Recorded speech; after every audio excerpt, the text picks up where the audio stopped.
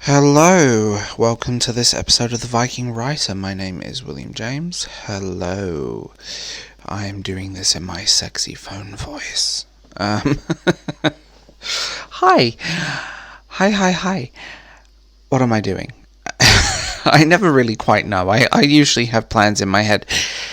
So, stuff's happened. A lot's happened. A lot's going on behind the scenes. It's fun as always. So as you guys know, I sent a couple of manuscripts, I sent a lot of manuscripts, both physically and digitally, out to many agents and stuff like that, and I want to talk about rejection. Publishers, agent rejection, and the onslaught of letters I've received over the years. And it's both hilarious, but both a little bit sad, to be honest, when I do look at them, because they exist. So, rejection. Rejection is one of those things that... What's the word I'm looking for? It's discouraging. It puts you off. You don't want to do it. You think, why should I do it? And I have moments like that. One letter I received recently was from an agent that I inquired about. They were asking for manuscripts, fantasy, so they received the Slave Prince, and it was a copy and paste stock letter that didn't even have a signature on it, just had the name typed at the bottom. And I recognised the rejection letter because it's the same template you can get on the internet. It's a template, literally. It gives you clues to change it. Please forgive the squeaky chair. I'm not farting. If I'd ever say that in a podcast. And yeah, it's discouraging, it's disappointing, and 9 times out of 10 you don't even receive a letter. You just never hear anything, or you get a thanks for your submission but not right now, please submit again soon, when we're inquiring again. And it is a constant thing of that, and it's probably, you know what, that it's probably just gone in the slush pile. No one's read it. It's either been deleted. I mean, most of them are asking for not even the full book, like a few chapters, so they get that as a PDF and an email.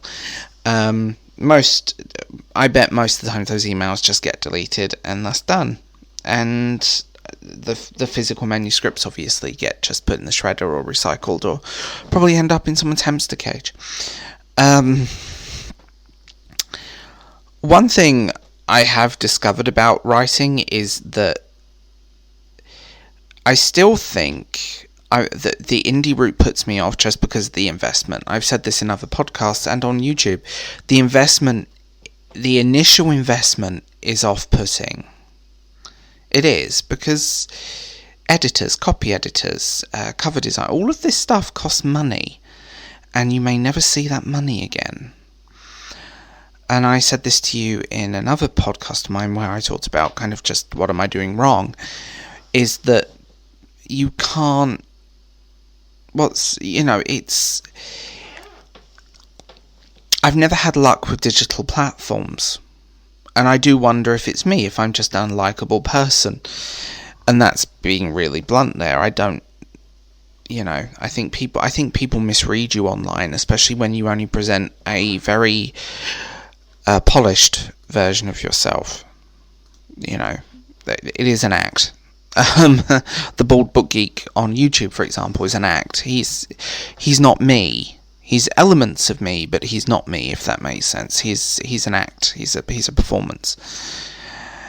And partly where the Viking Writer, is more real, it's more honest, it's just as it is right now. There's no... It's very simple. And what I've discovered is that, someone once left a less than nice comment on one of my videos going, oh, well, you're just a failed writer and you're using YouTube to build a platform to get a publishing deal. Kind of. Well, I was, and then booktubers started publishing books. And we ended up with Zenith, and again, but better. And I think that's kind of burst the bubble a little bit, and I think the YouTube platform puts things off. Hence the reason I never mention it. But also, I think creatively, it can rejection. Okay, we're back to the rejection, but creatively, rejection can make or break you, and what makes me want to keep pushing and pushing and pushing and pushing, and that's what I've been doing. But there are days when I don't. Right now, I am. What am I doing? I've kind of outlined books 2 and 3 of The Slave Prince. I know where the story's going and kind of have a spin-off in my head. I talked about that in another one. But I also kind of, I'm tidying up loose ends with Chosen and things like this. But I feel like I'm treading water again. I've also found a manuscript, a post-apocalyptic fantasy about dragon riders. So, loosely based on the story of Babylon,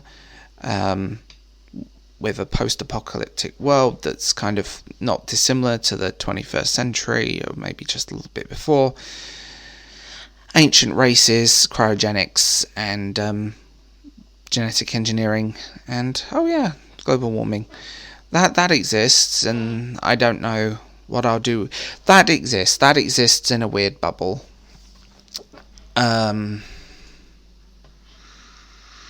Yeah, I don't know if it's any good, in all fairness. I wrote that it took me about nearly 2 years to write, and I never went beyond the first draft.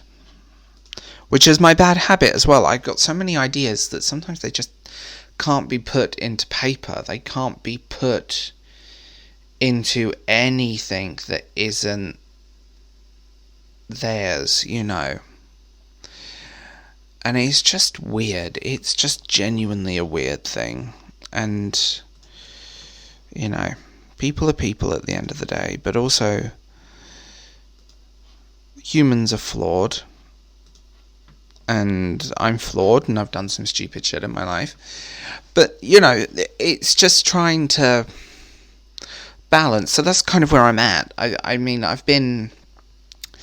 am more researching the indie route, and I just don't know what to do at this point, and I don't know how to do it. So,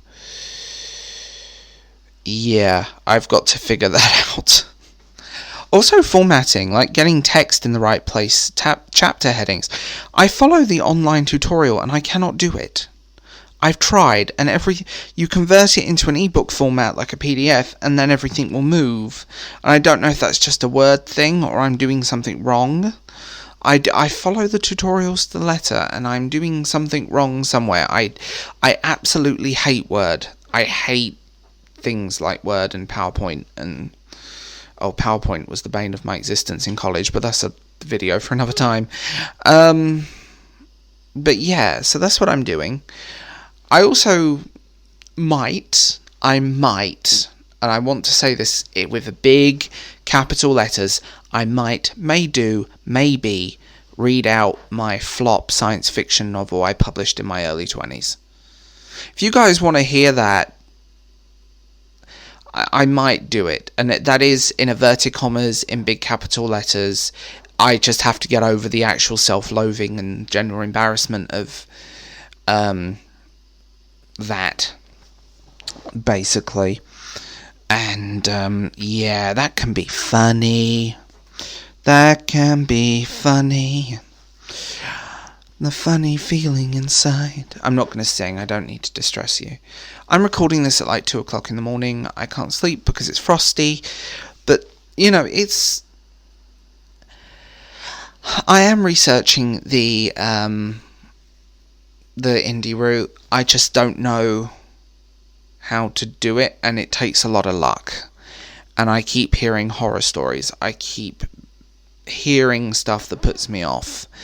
And that's not good, and it shouldn't be that way. Cost, investment, all of that stuff. I don't care who you are. The amount of poorly edited soft porn that gets published onto Kindle and an ebook is hilarious.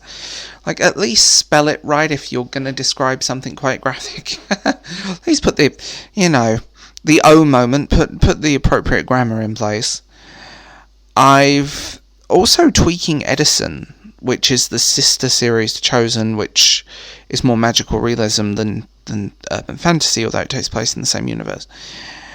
And I'm tweaking that and changing a few things, tweaking with some of the characters, and realizing that the problem is my style has changed since I first started writing, so I do find myself having to revisit old manuscripts. Edison only has a handful of crossovers with Chosen, but they're there, and one of them's quite important. Well, two of them are quite important, and one of them's full blown. And there might be a third, depending. But that's where I'm at. That's what I'm doing. That's how I'm doing it, and I'm just trying to figure out what the next step is. Like I said, the initial investment of indie publishing puts me off. And go, oh, it won't cost you that much money. Just write it and go. But you need an editor. You need someone to put... I need someone to tell me that this is crap and needs changing. And that's being very honest. I need someone to tell me that. I need someone to sit down and go, this is crap. And, you need to change this, or do this, or do that. And, yeah, we'll just have to see what happens, I think. Side note, my crazy stalker is back, so that's always fun. She cropped out the woodwork a little while ago. I had a feeling it was her, but there she is. It's been 2 years, honey. I don't care anymore. It's more pathetic now than anything, and I'm finding it hilarious that this person is so triggered by me. But yeah, there's so much happening and so much going on that I also haven't had a huge amount of time to write anything new. I've outlined stuff, I've done this, but there's so much going on at home in private life stuff that the balance is completely thrown off, and that's another thing. I thought, lockdown will be like a creative rebirth for me, for my YouTube channel, for writing, and actually it's had completely the opposite effect. And it's just not good. It's not good at all. And, I'll figure it out as I go, I suppose. But, I just kind of want it sorted now. I do. It's true. But, I'll figure it out as I go, as I always do. So if you guys are interested in this, and welcome to my podcast for new people and existing people, find me on YouTube under the Bald Book Geek, and hit me up. Thank you for listening to me whine. If there are any subjects you want me to talk about, or anything you're interested in, please feel free to get in touch. I have a public email address, which is baldbookgeek@mail.com. So I'll talk to you guys later. Bye.